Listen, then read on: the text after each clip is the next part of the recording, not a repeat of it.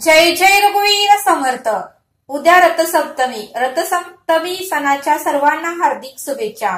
समर्थ म्हणतात की सूर्यदेव हे सोन्याच्या रथातून प्रवास करतात आणि त्या रथाला 7 घोडे आहेत असं समर्थ आपल्याला ते सांगतात। आणि म्हणून समर्थ म्हणतात की सूर्याच्या रथाला 7 घोडे असल्यामुळे या सणाला रथसप्तमी हे नाव पडले आहे। सूर्याच्या रथाला 7 घोडे असल्यामुळे या सणाला रथसप्तमी हे नाव पडले आहे असं समर्थांनी आपल्याला इथे सांगितलं। आणि म्हणून समर्थ म्हणतात की संपूर्ण महाराष्ट्रात हा सण मोठ्या उत्साहाने मोठ्या आनंदाने साजरा केला जातो। आणि म्हणून समर्थ म्हणतात की रथसप्तमी दिवशी सूर्य नारायणाचा जन्म झाला। या रथसप्तमी दिवशी सूर्य नारायणाचा जन्म झाला आणि आदिती आणि कश्यप यांचे पुत्र म्हणजे सूर्यदेव। आदिती आणि कश्यप यांचे पुत्र म्हणजे सूर्यदेव। आणि रथसप्तमीच्या दिवशी सूर्य नारायणाचा जन्म झाला। रथसप्तमीच्या दिवशी सूर्य नारायणाचा जन्म झाला असं समर्थ आपल्याला इथे सांगतात। आणि म्हणून समर्थ म्हणतात की सूर्याच्या जन्मामध्ये पूर्ण ब्रह्मांड उजळून निघाले, पूर्ण ब्रह्मांडामध्ये प्रकाश पडला। म्हणून समर्थ म्हणतात की सूर्याच्या जन्मामध्ये पूर्ण ब्रह्मांड उजळून निघाले, पूर्ण ब्रह्मांडामध्ये प्रकाश पडला। आणि म्हणून समर्थ म्हणतात की सूर्यदेवाचे सामर्थ्य भरपूर आहे। आणि म्हणून समर्थ म्हणतात की महान राजाकडे त्याचे राज्य चालवण्यासाठी वारस नव्हता। एक महान राजाकडे त्याचे राज्य चालवण्यासाठी वारस नव्हता, तेव्हा त्याने देवाजवळ प्रार्थना केली। एक महान राजाकडे राज्य चालवण्यासाठी वारस नव्हता, तेव्हा त्याने देवाजवळ प्रार्थना केली आणि प्रार्थनेनुसार त्याला पुत्र प्राप्ती झाली। त्याने देवाजवळ प्रार्थना केली आणि प्रार्थनेनुसार त्याला पुत्र प्राप्ती झाली। मात्र त्याचा पुत्र झाला, पण तो पुत्र नेहमी आजारी पडत होता। त्याची तब्येत नेहमी बिघडू लागली होती। तेव्हा त्याच एका साधूने रथसप्तमीच्या दिवशी पूजापाठ करण्याचा सल्ला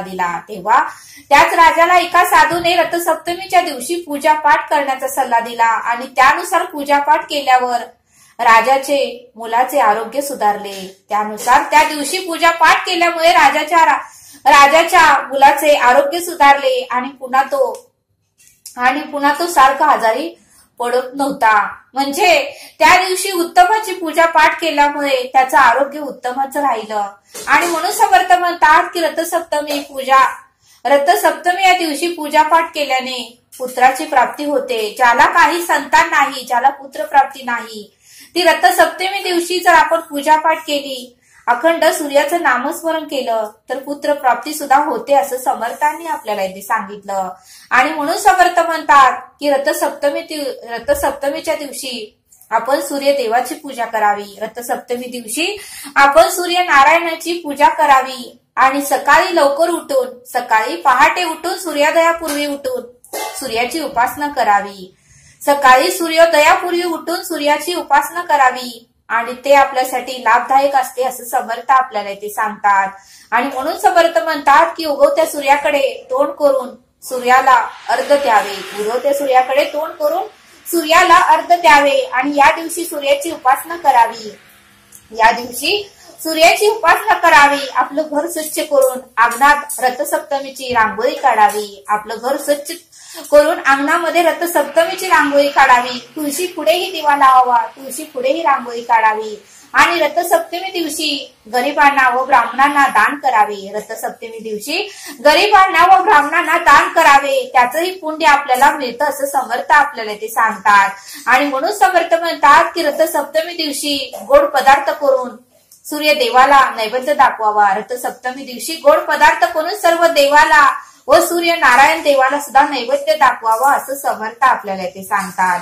आणि म्हणून समर्थ म्हणतात की रथसप्तमी दिवशी सूर्याच्या उपासनेने आपले सर्व रोग आणि पापातून आपल्याला मुक्ती मिळते। रथसप्तमी दिवशी सूर्याची उपासना जर आपण केली तर आपल्याला सर्व रोगातून आणि सर्व पापातून आपली मुक्ती होते असं समर्थ आपल्याला ते सांगतात। समर्थ म्हणतात की रथसप्तमी या दिवसापासून सूर्य आपल्या रथात बसून प्रवास करतो। रथसप्तमी या दिवसापासून सूर्य आपल्या रथात बसून प्रवास करतो आणि म्हणून या रथाला 7 घोडे असतात. रथसप्तमी या दिवसापासून सूर्य आपल्या रथात बसून प्रवास करतो आणि या रथाला 7 घोडे असतात आणि म्हणूनच या सणाला रथसप्तमी असं नाव पडलं आहे असं समर्थ आपल्याला इथे सांगतात. समर्थ म्हणतात की सूर्य ग्रहाचा राजा आहे. सूर्य नारायण हे ग्रहाचे राजा आहे. म्हणूनच सूर्याचे स्थान नवग्रहामध्येही आहे. म्हणूनच समर्थ म्हणतात की सूर्याचे स्थान नवग्रहामध्येही आहे. सूर्य स्वयंप्रकाशी आहे. सूर्य हा स्वयंप्रकाश आहे असं समर्थ आपल्याला इथे सांगतात. आणि म्हणून समर्थ म्हणतात की सूर्याच्या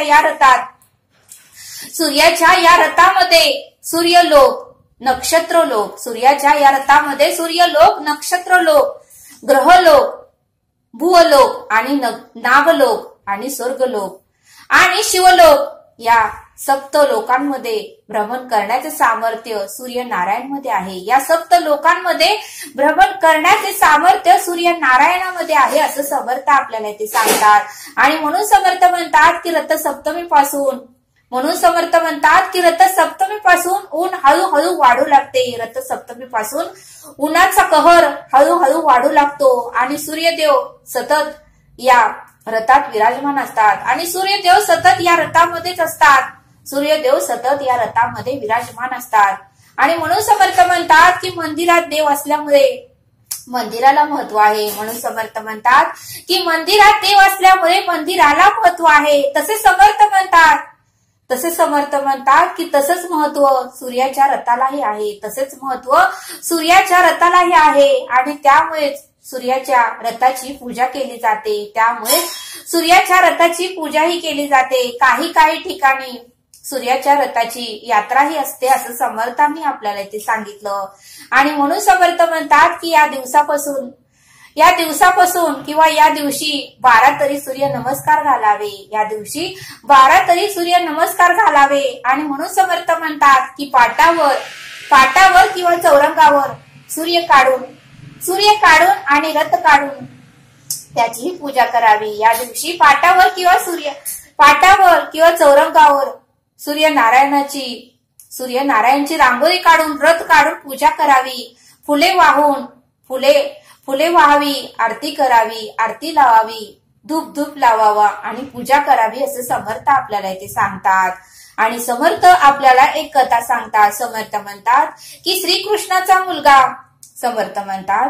श्रीकृष्णाचा मुलगा याला स्वतःचा फार अभिमान झाला होता. एकदा दुर्वास ऋषी श्रीकृष्णास भेटण्यासाठी आले. तेव्हा दुर्वास ऋषी हे अत्यंत रागीट स्वभावाचे होते. त्यांना भरपूर राग येत होता. हे श्रीकृष्णाच्या मुलाला मात्र माहिती नव्हतं. आणि दुर्वास ऋषी खूप दिवसाच्या